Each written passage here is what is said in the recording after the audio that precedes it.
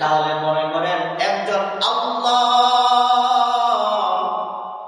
বলনেওয়ালা লোকের কত বড় দামি আল্লাহর কাছে।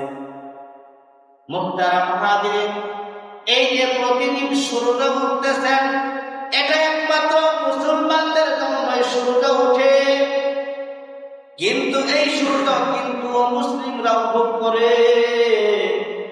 আল্লাহ তাআলা কিন্তু এখানে বলেন নাই যে শুধু মুসলমানরাই এই সূর্যের তাপ ব্যবহার করবে, মুসলিমরা সূর্যের তাপ ব্যবহার করতে পারবে না। মুহতারাম হাজিরিন, মুসলমানদের খাতিরে, মুসলমানদের ওসিলায় ও মুসলিমরাও কিন্তু বেঁচে রয়েছে। এই যে প্রতিদিন এরকম